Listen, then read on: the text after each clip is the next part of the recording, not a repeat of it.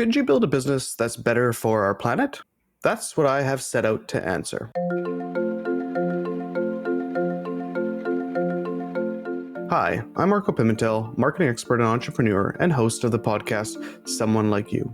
I become fascinated in finding creative climate solutions in business, and on the podcast, I break down how founders and CEOs are building climate-friendly business solutions that are opportunities for growth while being better for the planet. I wanted to take a second to tell you about our Season 2 sponsor, Springwise. Springwise is the global ESG innovation platform that offers its readers early access to the ideas transforming our world.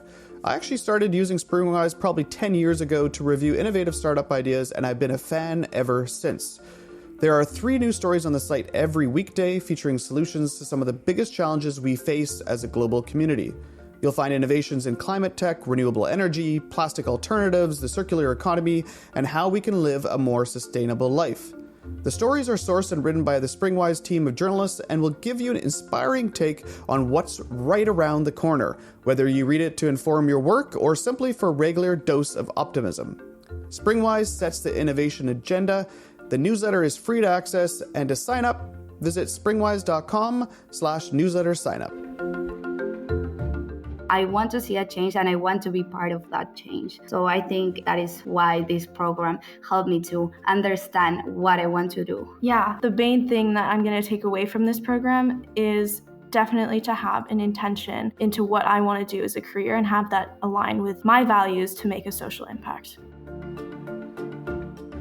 How do we build solutions for a better planet? Well, I think we educate new young leaders who can create those solutions. As you know, climate change is undeniably one of the most pressing issues facing humanity today, and the urgency to address it has never been greater. With the launch of Pearson College's Climate Action Leadership Diploma program, a new wave of young leaders is emerging, and they're ready to tackle this global challenge head on. In this episode, we dive deep into the innovative CALD program with our guests Valentina Constancio, Alicia Yang, and Emily Coolidge from Pearson College. We explored how this program is shaping the next generation of climate leaders. The program's curriculum empowers students with the knowledge, skills, and values needed to make a meaningful impact in the fight against climate change, while offering students academic credits and real-world insights into climate leadership. Through direct place-based experiences, guest lectures, and project-based work, students developed essential leadership skills while connecting with Indigenous values and communities. Additionally, the CALD program offers micro-credentials in facilitation,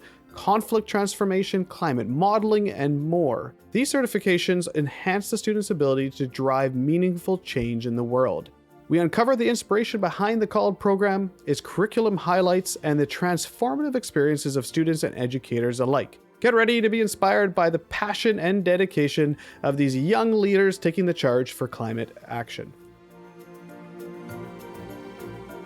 Emily, Alicia, Valentina, thank you so much for joining us on the show today. Thank you. Thank you for having us. It's great to be here. This is a bit of a unique show. We are typically talking to founders or business leaders that are in or starting or kind of grown businesses that are focusing on climate. But when we think about climate and climate change, there's often a lot of discussions just around our youth and the future for our youth. And the fact that we are, I have 3 kids and I think about this all the time. What kind of climate are they going to grow into? And it doesn't feel really great. And I think that the best thing that we can do is we can teach and empower our youth to be leaders into the future so that they can control what their future is, regardless of what has been done in the past. And so today we get to chat about that. And so maybe we can begin, Emily, with you from a Pearson College side and just understanding a little bit, why did this program take off? What was the underlying basis for it? And what has so far been kind of the results? Yeah, thanks so much. This program started in 2022. And so we are now in our 2nd year.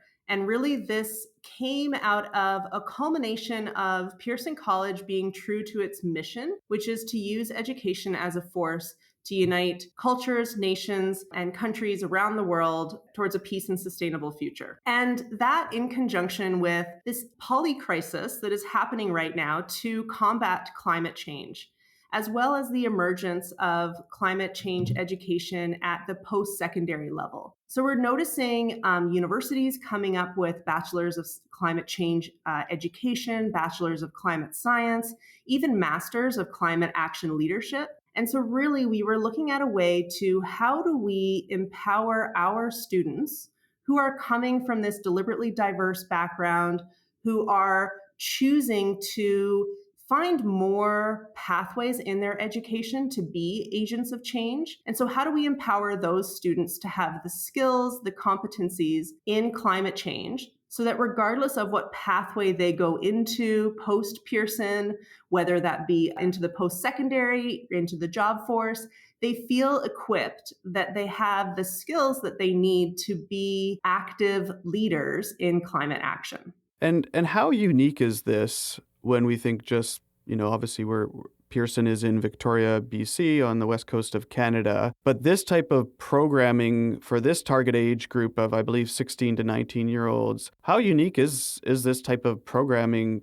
really targeting this age? Yeah, I would say it's incredibly unique. And the more that I engage in conversations with other schools, the idea that we've created a program in which students dedicate 50% of their academic learning towards climate action leadership is incredibly innovative and really is one of its kind. I would say that many schools are working with curricula in which perhaps there's a unit or perhaps there's a semester-based course, or even just an after-school or extracurricular club. And this is really immersing the students in a cohort style of learning so that they're really fully engaged with their community of learners, as I said, dedicating 50% of their academic studies. So we've created a pathway in order for them to be able to do that.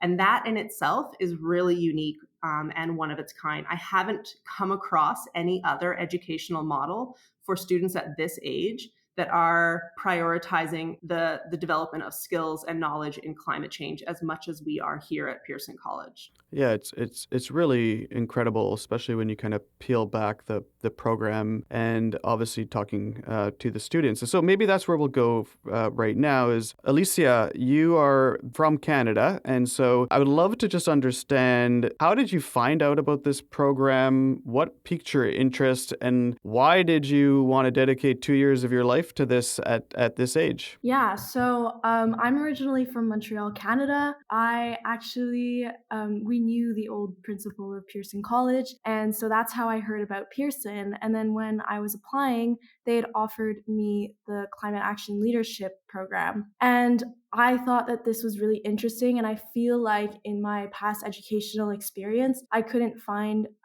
as much meaning to what I was learning. And so this program, I think, gave me the opportunity to actually have a purpose to my learning and to have a positive impact on the world. So that's kind of what really drew me in. My father actually has his own impact investing company called Clear Skies, and I worked for him a little bit as an impact analyst. So I was able to kind of like assess different businesses and analyze their impact, their environmental, social, governance impact, usually the ESG impact. And I think that kind of really made me passionate about going into climate action. That internship and then also having my family be a part of it kind of made me realize that I wanted to do something more with my life, and I wanted to do something that would benefit the community around me and society. So that's kind of what really drew me into the climate action program. Valentina, I'd like to ask you the same question. You're visiting and living in Canada from Argentina. And so same question, how did you think about Pearson, but more specifically around this, climate action leadership diploma, and why did that interest you to join? So first I heard about this because my teacher from my old school, one of her daughters went to University Tanzania, and I always wanted to live experience live in another country and everything, but I was too young to do it. Then when I had the age, I wanted to apply, and the first time that I applied to UWC Basically, I went to a short course in University Mahindra College, and I think there I discovered my passion about climate because it was a course about like environmental and climate change and all of these things. So when I came back, I was like, I want more of this, and I discovered that there was this program like the Climate Action Leadership, and I thought like this is like the perfect program for me. I already finished high school back home and I was studying environmental sciences at uni.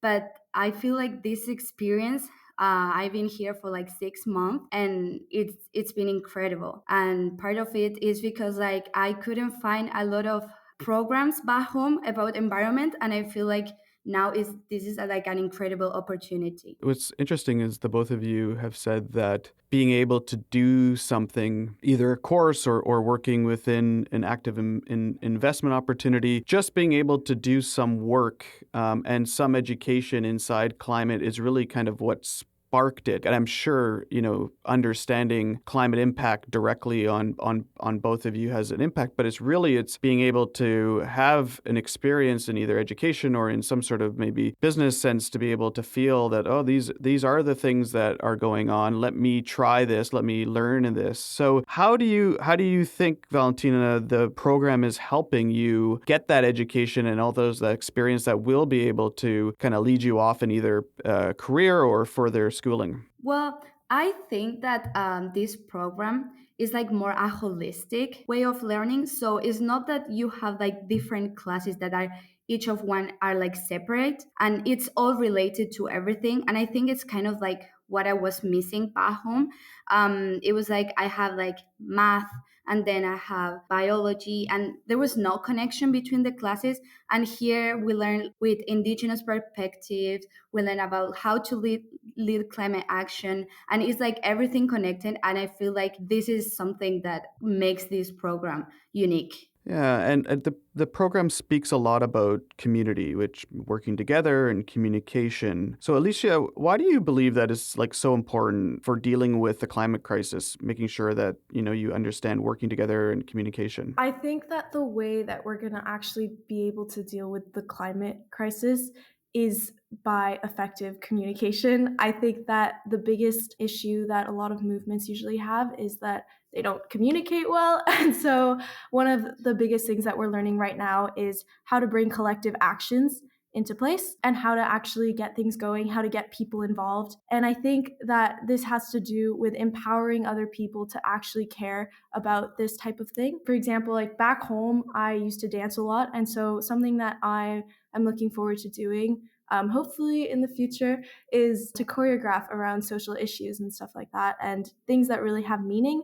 And I think that I'm using art and I'm using dance as kind of like a messenger, kind of like a method of communication. And I think in this sense, to get people to really feel something about this crisis and to have it really matter to them is the most effective way that we're going to get people to care about it. And something else that we're learning about right now is emergence. And when we talk about emergence, we talk about how little groups of people have connections and ideas with each other. And then when these groups of people kind of form together, and when you have little groups coming together, it creates a much bigger impact than just the sum of their actions or their impacts already. And so when we think of a bigger impact, that also includes involving other people into the group that's already being formed. And so in that sense, I think that communication is one of the most essential things to working with the climate crisis. And I think that the most effective way of communicating is through empowering other voices and empowering yourself to actually care about this and to fight for it.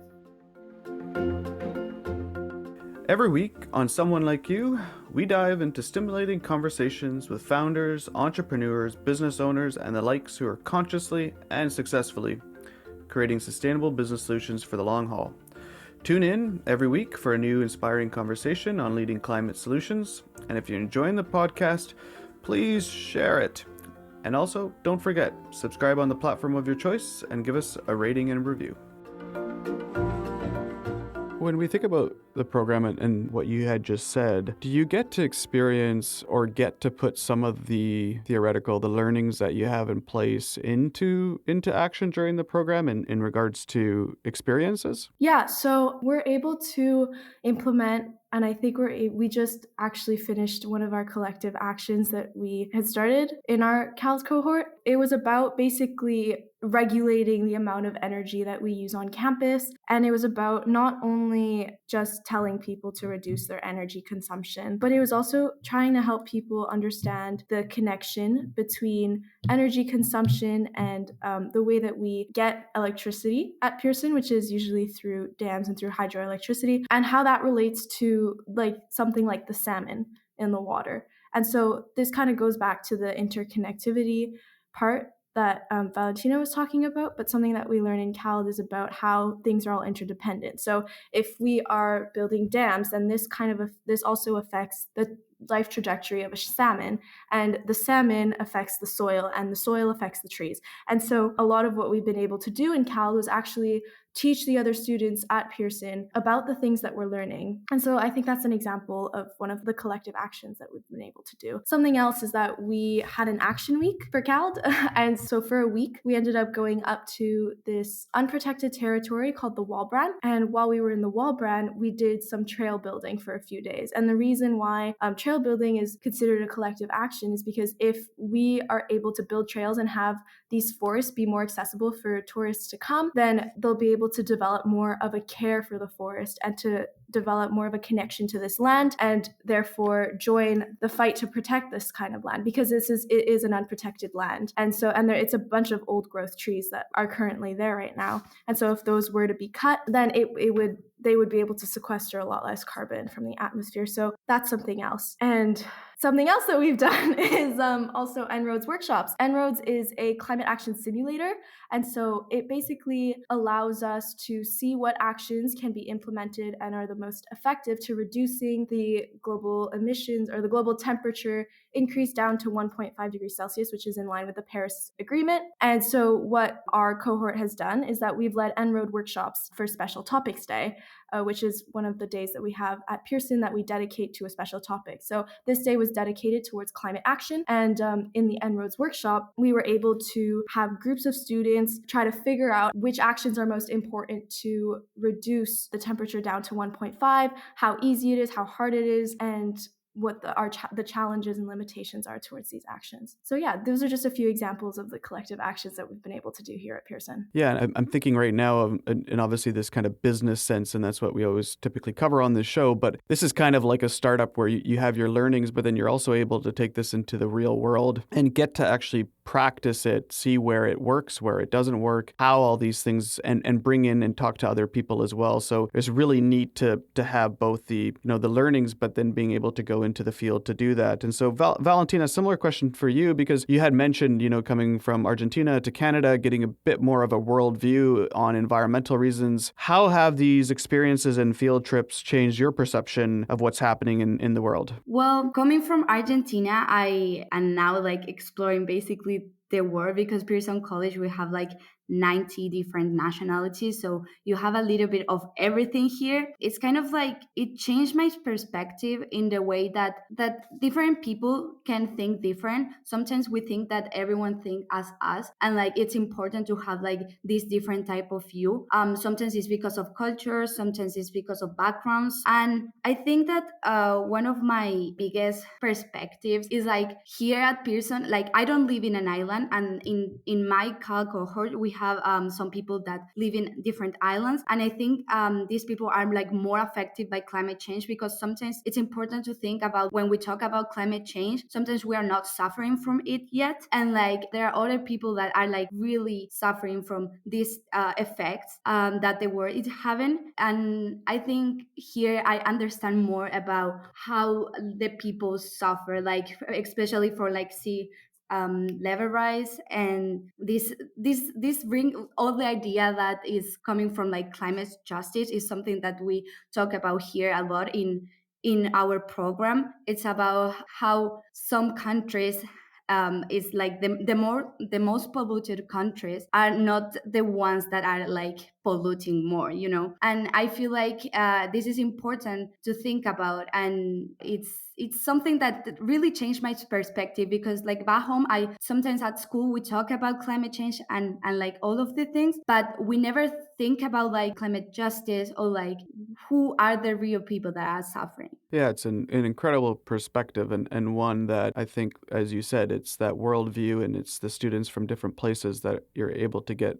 a different perspective. And it is a huge problem, and a big problem I know that they're trying to address at COP28 was that injustice. And I think they did some work around some funding to help, because like you said, it's largely the larger countries with the most amount of wealth that are also the ones that contributed the vast majority of the pollution and still do today. So now kind of going back to just thinking this idea of obviously in learning, there's problems and there's solutions. And so are you honing in on anything specifically around, a specific challenge? You talked about injustice, but is there anything else? And have you thought about potentially solutions and what that could be? So basically in the program, we talk a lot about like multi-solving, and we look forward to some companies or like some technologies that are not only solving like air pollution, it can also solve like water pollution, or it's like this idea of multi-solving. For me, one of my goal is to solve kind of like water pollution, because thinking about back home, we have I live near sea,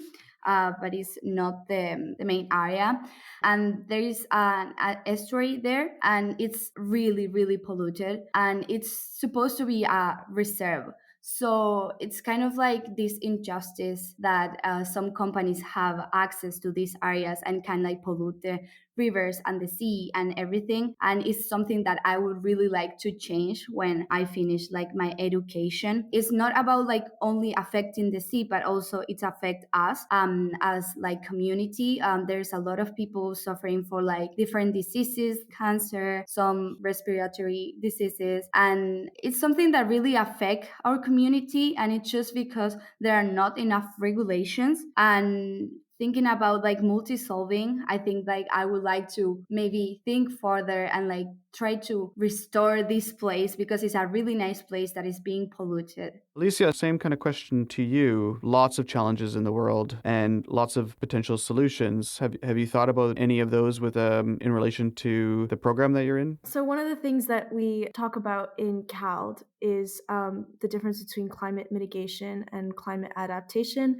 So climate mitigation being mitigating the effects of climate change, whereas adaptation is more dealing with the effects of climate change, and sort of like how our societies can adapt to the different, effects that climate change have on them. And so climate mitigation is more around reducing CO2 emissions, whereas adaptation is more about how to make societies, it's connected with multi-solving, how to make societies adaptable to this. Something else that we've been talking about in our CALD program is also, it's a course about the volatile, uncertain, complex, and ambiguous future. So the acronym for that is VUCA. And something that we talk a lot about in this future is the different types of reforms of our society. So a soft reform, a radical reform, and a beyond reform. So a soft reform is kind of making changes within the system to adapt to climate change, so climate adaptation and mitigation changes. And then a radical reform is changing the system completely in a way that would actually work with the climate. And then beyond reform is kind of dismantling all of the ineffective structures within our system and sitting in this uncertainty and having the land speak to us and figure out how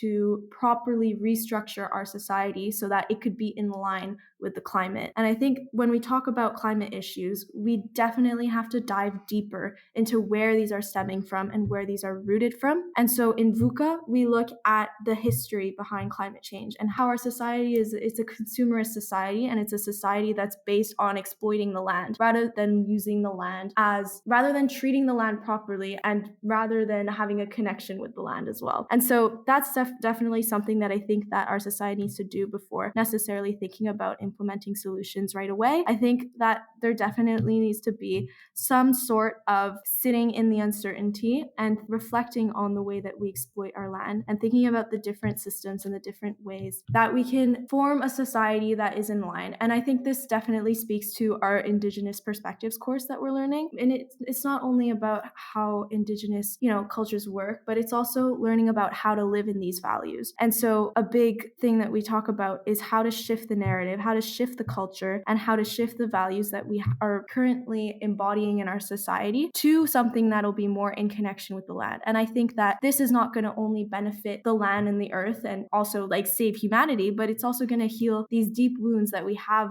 within ourselves, that we've kind of conditioned ourselves to not be connected to this type of land. And so I think it's not necessarily a very specific answer on a solution, but it's definitely something that we definitely need to reflect on before necessarily coming to these solutions. Yeah, and having that deep understanding of that background is incredibly important when you do think about how do you have solutions and how does that intertwine. And there was just this one really good example from, I think it was Naomi Klein's book, and it was all around just kind of consumption, was that sometimes a solution just doesn't solve the problem, right? Because we have made lighting, for instance, really, really efficient, and LEDs are great, and they are by and far still way better in terms of efficiency. But then the example there is that where we used to have one light in a room, we now have LEDs, but there'll be 6 lights in a room. And so, yeah, we have a solution, but the habits and the change and the systems, and this is obviously a very easy level change, has never changed. It's just we wanted more, but we have something that's better. So it's tough. Yeah. So how do you think this experience is going to impact your career decisions moving forward? I think that I'm definitely going to want to choose a career that's going to make an impact. And I think something that also comes from my internship with the impact analysis is that, I ended up also looking at the intention of these companies. And that's something that really mattered. So when we're thinking of intention, I want to make sure that whatever career that I do, I have the intention to actually want to make a social impact, and that I kind of keep this integrity within me. And I think that that's something that's super important, because I don't think that it would be possible to do any effective change without integrity, without authenticity. And so I want to stay true to the changes that I want to see in society and the changes that I want to pioneer and lead and make. And I think that my ideal career would actually be to choreograph around, as I said before, choreograph around climate change. And this is definitely something that's going to be a big challenge, considering, the challenges of the limitations of the dance industry. And then hopefully I'm also thinking of going into business and then helping businesses also evaluate their impact and their intention, and to have them be more aligned with taking care of our planet, but as well as aligned with the values of our community, our social values, and then the other governance aspects and stuff like that. So I think the main thing that I'm going to take away from this program is definitely to have an intention into what I want to do as a career and have that align with my values to make a social impact. Well, yeah, I think that here I'm more sure that I want to study something related with environment. I am thinking to study environment and also international relationships. I think now we are living in a more globalized world, this multi-solving and multi-laterally connections with different countries. I think it's really important to the main goal to be more sustainable. And I think I kind of go through these two careers, kind of environment and global connections, international relations. Kind of this is also because I think that we need more policies related to climate, related to environment, and we need this from the governments. And yeah, I feel like sometimes a lot of the politicians now are putting all the things in our bag, and kind of that pressure, I think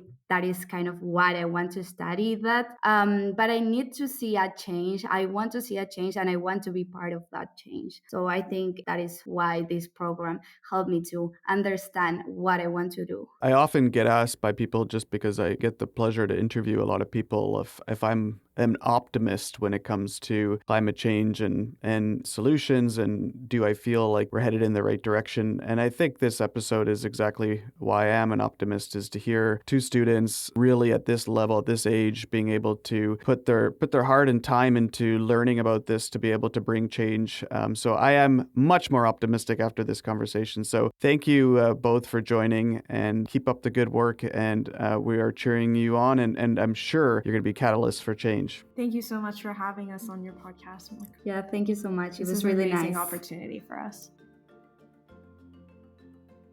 I hope you've enjoyed today's episode of Someone Like You. And if you did, please share this. We're a new podcast, and I would love it if you could share it with a family member, friend, colleague, work colleague. Share it on Slack, whoever you do. Just share and spread the message of these incredible brands. And don't forget, subscribe to the platform of your choice and give us a rating and review. I'm Marco Pimentel. Thank you for joining us today. For more information on Someone Like You, you can find us on Instagram at Someone Like You Podcast, and there's links to our website, show notes, and more information on our guests.